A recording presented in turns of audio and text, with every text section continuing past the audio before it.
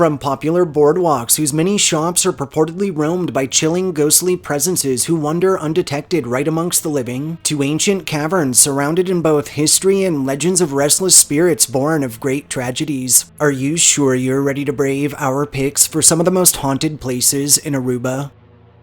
Number 5. Malmek Beach.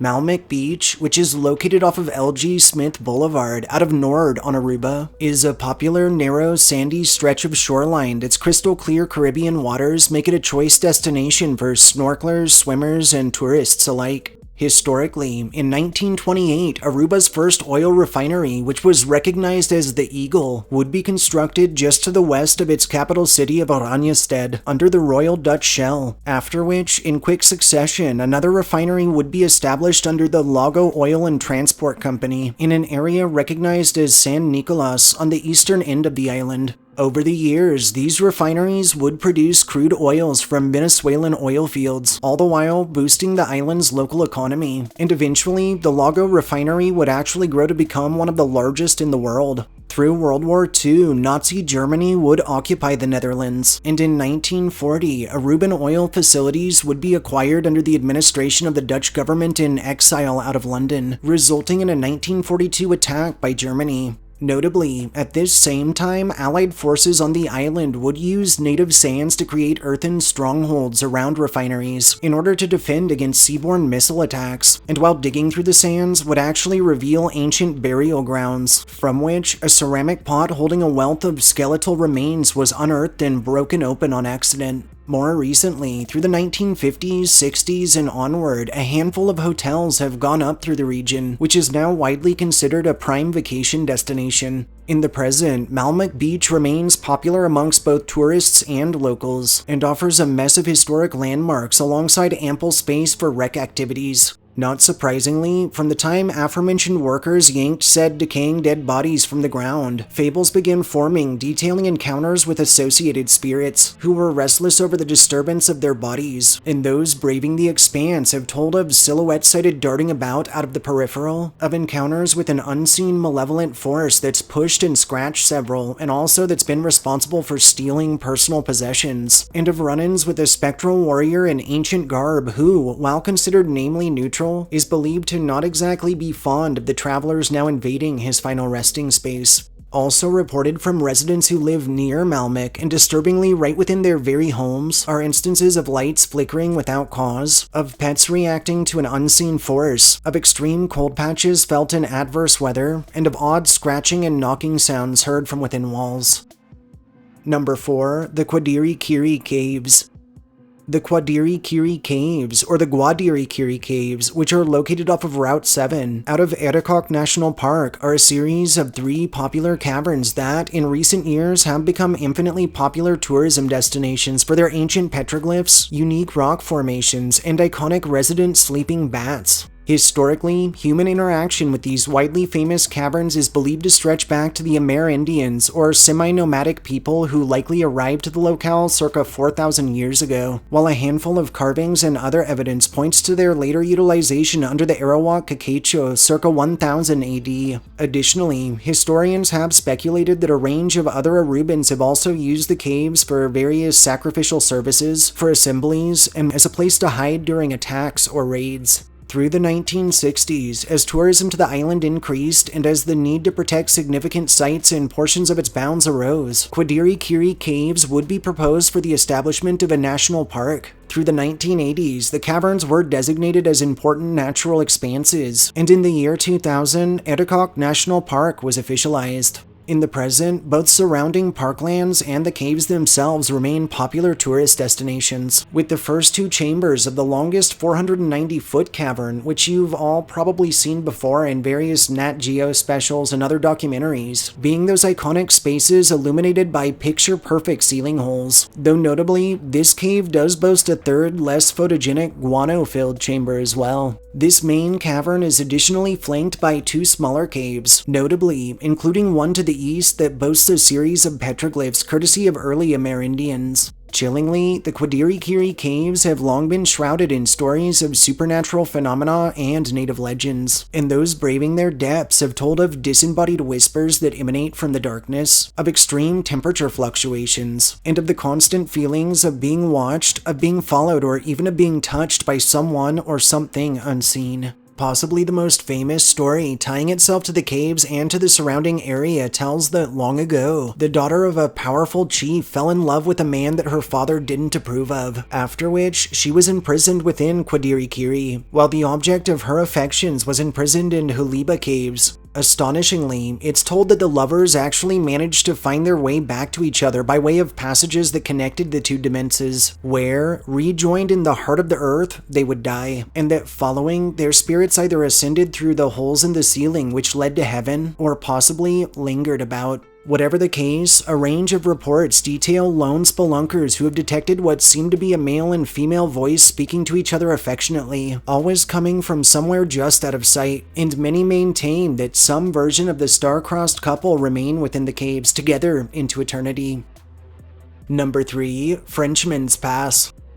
Frenchman's Pass, or officially Franz Pass, is a narrow, winding route cutting just to the north of Post Chiquito through the southern portion of the island of Aruba that skirts the island's only inner bay, being the Spanish Lagoon, which in itself has been surrounded for centuries in fables of chilling hauntings. Historically, predating European settlement, Aruba's earliest known residents were that of the Amerindians, and later the Arawak Kakechio, who left behind a series of red cave drawings, clay pottery, and stone tools. In 1499, when Aruba was claimed by Spain, it would act as a staging ground for all manner of crime, piracy, and smuggling, and later, in 1636, it was taken by the Dutch, after which it would be occupied by the infamous Dutch West India Company. Notably, also through the 17th century, a significant pirate raid would be carried out right near Frenchman's Pass. As it's told, the privateers and Kakechio would clash over land, and while details of the confrontation that ensued are a bit murky, with some telling the pirates and their guns easily overcame the primitive tribe, and others that the stealthy Kakechio, who were familiar with the terrain, were able to inflict heavy casualties, when all was said and done, the one thing that is certain is that many fell on that day.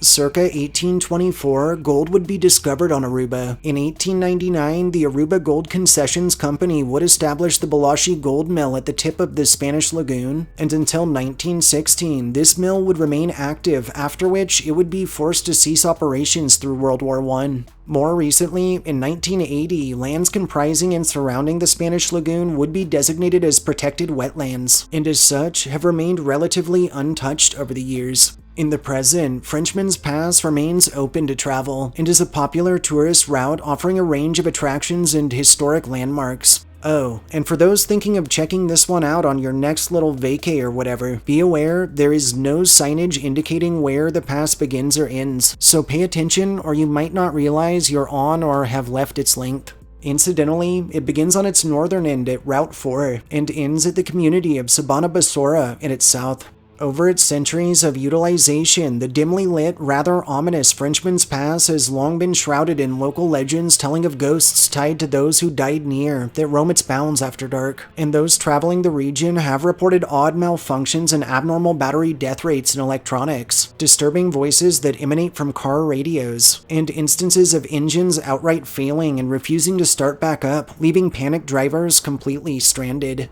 Several have reported glowing orbs or balls of fire that flit through the skies above, that zip amongst the trees or seemingly beckon spectators toward the cliffs before disappearing over them. Rather unnervingly, many have tried to follow these illuminations. However, some tell that if any have ever managed to tail them back to their final destinations, whatever waits at the end of their trail remains a mystery because no one has ever returned to describe it. Also reported across the pass are accounts of drivers having to swerve or even getting in accidents to avoid a figure that appears suddenly in the road and disappears just as quickly, wailing cries that have warranted calls to the authorities from residents near, and run-ins with the phantom of an elderly woman who it's believed may be the wandering soul of one of the island's ancient native people, searching for a tribe or family that no longer exists at capacity. Number 2. Renaissance Marina. Renaissance Marina, which is located off of L.G. Smith Boulevard and acts as a main port to the capital city of Oranjestad on Aruba, is a popular waterside terminal offering a range of shops, restaurants, bars, options in charter rentals, and more. Historically, in 1796, Fort Zoutman was constructed near and would one day become part of the port of Oranjestad, with the area's natural bay providing accessibility to large ships. And while initially, this early community would hold no official moniker, it would be widely recognized as the Bay of Horses, as it was namely used to ship mounts back to Jamaica, among other places. In 1816, Aruba's total population was estimated at around 1,732, with an economy based primarily off of farming, and honestly, it pretty much embodied any other early frontier settlement of North America, in that the fort acted as its primary hub and defense, while a slew of shops and around 200 houses sprouted up around it. In 1820, the island town was re-established as Oranjestad. In 1824, it was officialized as the region's capital city, and later the same year, gold would be discovered locally, boasting international interest in Aruban sands. In 1924, the oil industry would stretch its ever-slippery paw over the previously unexploited stretch, and later, from the 1960s and onward, the local tourism industry would boom, resulting in the establishment of a number of lodgings. In the present, both the port of Oranjestad as a whole and the Renaissance Marina stand as premier vacation and tourism destinations, and offer a ridiculous venue of restaurants, bars, lodgings, shopping centers, island attractions, novelties, and, according to legend, a plentiful amassment of paranormal activity. Alongside your standard slew of phenomena, including icy cold patches felt in adverse weather, objects sighted moving around on their own or even floating in midair, and encounters with shadowy manifestations, perhaps no marina story is more famous than those surrounding a love affair that purportedly transpired sometime through the 1800s. As it's told, the young daughter of a wealthy Dutch administrator would form a strong bond with a local native boy, and over the years, this bond would eventually blossom into romance, which the two lovers nurtured in secrecy out of fear of how their families would react. Eventually, it's told this young woman threw caution to the winds and approached her family to inform them that she was head over heels, and that she fully intended to be married to this young man who stole her heart. Sadly, however, and not dissimilar to the countless tragedies we've covered in the past surrounding slave-owning families and romances that blossom between what were deemed proper young ladies and the help, this young woman's prejudiced father would forbade her marriage, and instead would immediately arrange for her betrothal to a recently widowed and much older colleague of his. In desperation, the administrator's daughter would write her love a note, asking for him to meet her by the sea one night so that they might run away together, and while things probably would have gone according to plan, the young woman's jealous sister would betray her, and would turn the document over to their father. While what happened next isn't entirely clear, it's told that the woman would arrive to an empty beach, and that tragically, the young boy was never heard from again. Later, on what was supposed to be her arranged wedding date, local fishermen would discover the bride-to-be's body floating in the main port, clad in her wedding gown and having apparently drowned herself in despair by way of tying one end of a rope around her neck and the other to a rock before jumping in. From the date of these fateful events and onward, the apparition of a breathtakingly gorgeous blonde woman in a glowing white gown has been observed wandering about the waterfront in the early morning hours, her hair floating eerily like a halo, and her wedding dress unaffected by the breeze. Some say, as she forever awaits the return of her love, so that they might escape together into eternity. Number 1. The Shipwreck Cemetery of Aruba. Notably, and for those who were never informed, Aruba is its own country, which is actually also a constituent country of the Kingdom of the Netherlands, or, as it's more commonly referred to in the US, a Dutch Caribbean island. The spit itself measures in at a little over 20 miles in length and only around 6 miles in width at literally its widest point, and the waters surrounding are prime for boating, angling, and one of the area's most popular activities, scuba diving. Incidentally, more than 10 wrecked ships and planes lie just off the coast of Aruba, and their waterlogged remnants have since been adapted into local underwater adventure parks, if you will. To collectively recap everything, historically, known human habitation of Aruba stretches all the way back to 2000 BCE and possibly even earlier, entailing habitation of the Amerindians, while the first identifiable societies locally were that of the Arawak Caquecho, who migrated from South America sometime around 1000 CE, and in 1499, Amerigo Vespucci, alongside Alonso de Ojeda, would mark the first Europeans to lay eyes on the island when they claimed it for Spain. After which, as we've already mentioned, in 1636 it would be seized by the Netherlands through the course of the 30 Years' War. Through the Napoleonic Wars, the British would take control of the island and would occupy its bounds from 1806 to 1816, before it was later traded back to the Dutch as a result of the Anglo-Dutch Treaty of 1814. Through the early 20th century, immigration to Aruba from other Caribbean regions, from the US and from Venezuela would result in a sharp boom in its populace. And in 1954, the Charter of the Kingdom of the Netherlands was established alongside the basis for a working relationship between an independent Aruba and the remainder of the kingdom, which would result in the Netherlands Antilles uniting all of the Dutch colonies of the Caribbean as one. More recently, in 1983, Aruba would come to a shared agreement with the Kingdom of the Netherlands regarding its imminent independence. And in 1986, and following the first official parliament elections, Aruba would secede from the Netherlands Antilles and would stand instead as a country of the Kingdom of the Netherlands. In the present, Aruba acts as a premier vacation destination, topping a number of lists and charts across a range of publications, blogs, YouTube videos like this one, and more. And incidentally, is also recognized as a top wreck diving destination by Diving Magazine and by a multitude of additional sources, a feat the local economy is super proud and thankful for.